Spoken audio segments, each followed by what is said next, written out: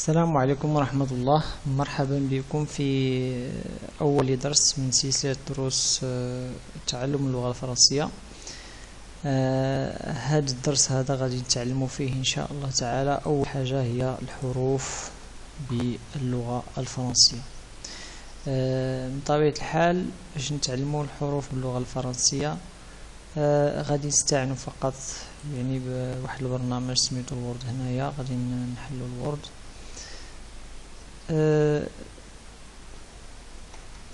غادي نحاول نكبر هنايا شيئا ما الكتابة.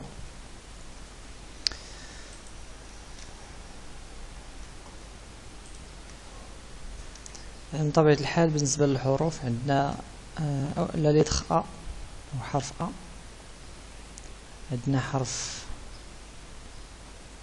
بي، حرف سي، حرف دي، حرف او،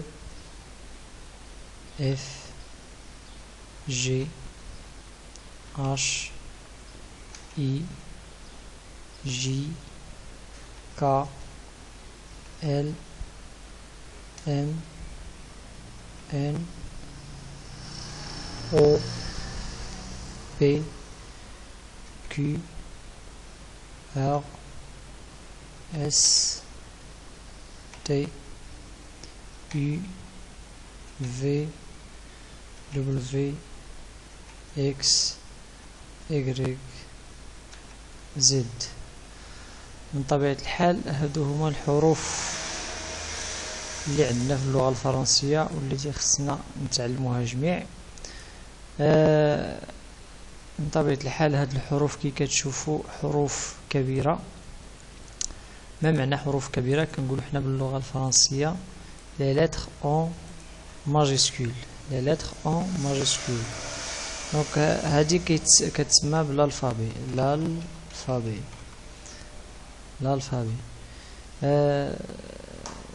في الالفابي عندنا les lettres majuscule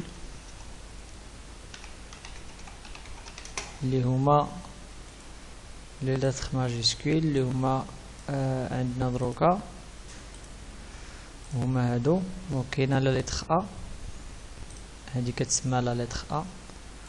كاينه لا لتر بي، كاينه لا لتر سي، كاينه لا لتر دي، كاينه لا لتر او، لا لتر اف، لا لتر جي، la lettre H, la lettre I, la lettre J, la lettre K, la lettre L, la lettre M, la lettre N, la lettre O, la lettre P, la lettre Q, la lettre R, la lettre S, la lettre T, la lettre U, la lettre V, la lettre W, la lettre X, la lettre Y, la lettre Z.